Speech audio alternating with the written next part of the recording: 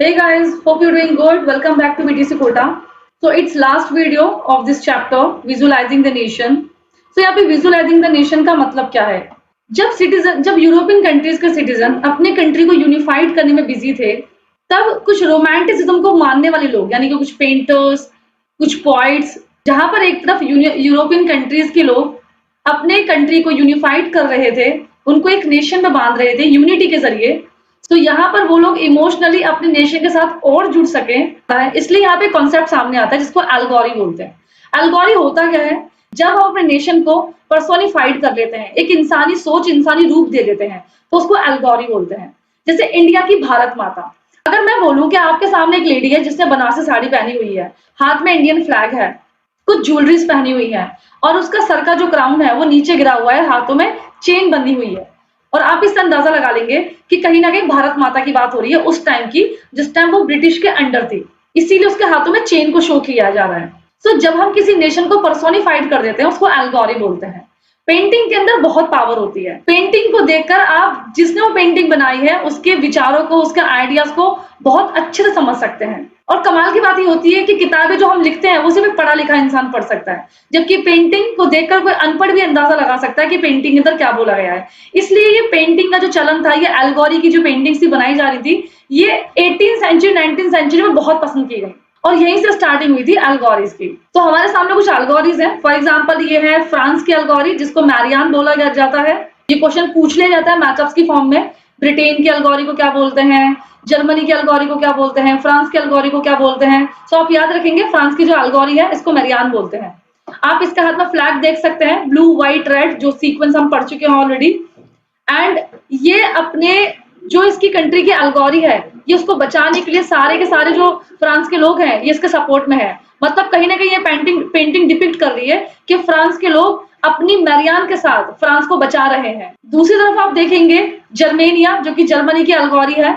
जैसा कि हम पढ़ चुके हैं यूनिफिकेशन ऑफ जर्मनी के अंदर, कि कैसे 1860s में यूनिफिकेशन स्टार्ट हो गया था जर्मनी का।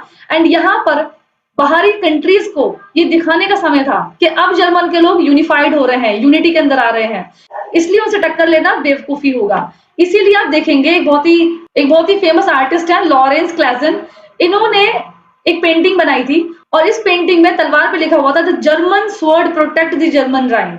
मतलब जर्मन की जो स्वॉर्ड है, जो जर्मन की तलवार है, वो अपने आप को प्रोटेक्ट कर सकती है, जर्मन राइन को प्रोटेक्ट कर सकती है। तो कहीं ना कहीं जर्मनी के लोगों ने इस पेंटिंग को दिखाकर बाहर की कंट्रीज को ये बताना चाहा है, यूरोप की बाकी कंट्रीज को ये बताना चाहा है कि जर्मनी अपनी सुरक्षा खुद कर सकती है। खुद यूनिफाइड होने के बाद वो इतनी स्ट्रॉन्ग कंट्री बन जाएगी कि बाहर कोई भी उसका कुछ नहीं बिगाड़ सकेगा। नेक्स्ट है हमारे पास विजुअलाइजिंग द नेशन का एक और एग्जांपल है ब्रिटेनिया, जो कि ब्रिटेन की एल्गोरी है। यहाँ पर आप देख सकते हैं ये ब्रिटेनिया बैठी है पूरे ग्लोब के ऊपर। ये पिक्चर इस चीज को शो करती है कि जैसा कि हमको पता है कि ब्रिटेन एक ऐसी कंट्री रह चुकी है जिसने वर्ल्ड पर ज्यादा से ज्यादा कंट्रीज के ऊपर कॉलोनाइजेशन करा है, तो उसी चीज को शो किया जा रहा है। ब्रिटेनिया ग्लोब के ऊपर बैठी है, इसका मतलब पूरे वर्ल्ड पे रूल करा है ब्रिटेन ने। एंड जिन जिन जगहों पे ब्रिटेन ने रूल करा है, उन सब जगहों को इसने प्रिमिटिव और बहुत ही पिछड़ा हुआ बताया है। इसने बताया, इस पेंटिंग के जरिए बताया जा रहा है कि ब्रिटेन ने तो पूरी दुनिया पे रूल करा है, जहां रूल करा है वहां के लोग बहुत ही बैकवर्ड थे, बहुत ही पिछड़े हुए थे, पिछली सोच के थे, प्रिमिटिव थे, बिल्कुल भी मॉडर्न नहीं थे, एडवांस नहीं थे, कोई भी टेक्नोलॉजी, एडवांस टेक्नोलॉजी उनके पास नहीं थी। वो फॉरेस्ट के जो ट्राइबल लोग होते हैं उनके जैसे थे। एंड ज्यादातर कंट्रीज को इसने एनिमल्स और जो ट्राइबल पीपल होते हैं उनको उनके जरिए शो किया है। सो इस तरीके से एल्गोरीज का यूज किया जाता था एक कंट्री का स्टेटस बताने के लिए। आई होप आपको ये वीडियो समझ में आई हो। अगर वीडियो अच्छी लगी है तो वीडियो को लाइक कर दो, चैनल सब्सक्राइब कर दो अगर अभी तक नहीं किया है तो, और कमेंट सेक्शन में मुझे बताएं नेक्स्ट वीडियो किस चैप्टर का देखना चाहेंगे आप। अगर बाकी की वीडियोस पार्ट नहीं देखे हैं तो डिस्क्रिप्शन बॉक्स में आपको सारे लिंक मिल जाएंगे। फॉर एग्जांपल इस पीपीटी का PDF, NCERT solution, assignment work, जो कि आपको इस चैप्टर की प्रैक्टिस करने में हेल्प करेंगे। Bye, take care.